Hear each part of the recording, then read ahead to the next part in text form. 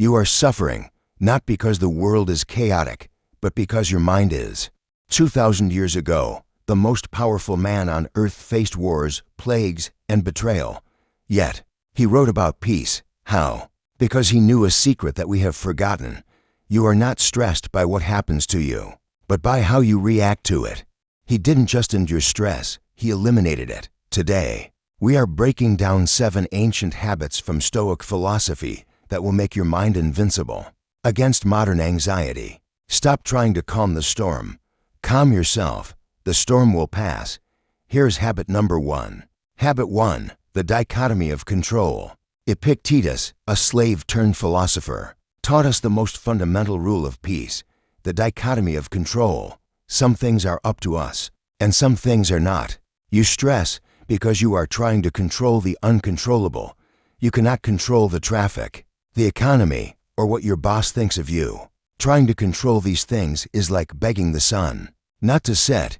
It is futile, and it is the root of your anxiety. Shift 100% of your energy to what is yours, your actions, your words, your judgments. When you stop fighting reality, you start mastering it. Habit 2. Premeditatio malorum, negative visualization.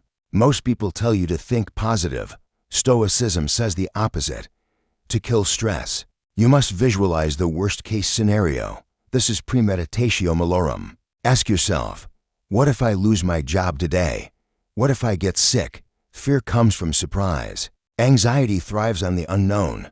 By mentally rehearsing the worst, you rob fear of its power. You realize that even if the worst happens, you will survive.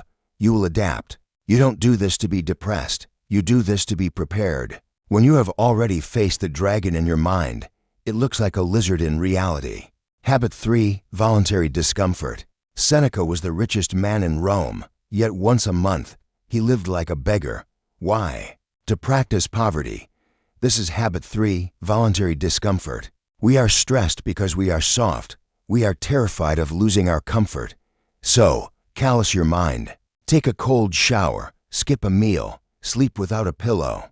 By voluntarily introducing small stressors, you build an armor against big ones. You teach your body that discomfort is not death. It is just a sensation, and you can handle it. But physical discomfort is nothing compared to the mental trap most people fall into. We will fix that in habit 6 with a mindset shift that turns tragedy into triumph. But first, let's zoom out. Habit 4. The view from above. When you are stressed, your problems feel like the entire world. Marcus Aurelius used a technique called the view from above. Zoom out. Look at your life from the perspective of the universe. Imagine you are looking down at yourself, then the city, then the country, then the earth, and finally the galaxy. In the grand scheme of time, your deadline, your argument, your embarrassment, they are microscopic. This isn't to say your life doesn't matter. It is to remind you that your problems are temporary. The universe is vast. Don't let a small thing consume your whole peace. Habit 5. Journaling. The morning and evening routine. Marcus Aurelius didn't write meditations for us. He wrote it for himself. It was his journal. In the morning, prepare yourself. Write down, today, I will meet ungrateful, violent, treacherous, envious, and uncharitable people. Don't be surprised by them. Anticipate them. At night, review your day. Ask yourself, what did I do well? What did I do wrong? Get the thoughts out of your head and onto the paper. Paper has a memory, so your mind doesn't have to. Write it down and let it go. Habit 6. Amor fati, love your fate. A fire turns everything thrown into it into flame and brightness. This is amor fati, loving your fate. Don't just bear what happens to you, love it. Did you get fired? Good. Now you have time to find a career you actually love. Did you get rejected? Good. You learned resilience. Treat every moment of stress not as a burden, but as fuel. The Stoic does not ask for an easy life. He asks for a strong back. Habit 7. Memento mori. Finally, the most scary and most liberating habit of all, memento mori. Remember, you will die. You could leave life right now.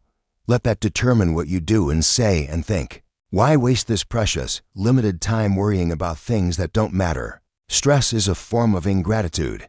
It ignores the gift of existence. You are alive. That is enough. Stress is a choice. peace is a choice. Which one will you choose today?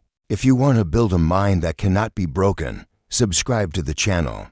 We are building a community of modern Stoics, and we want you with us. Watch this video next to go deeper into Marcus Aurelius' daily routine.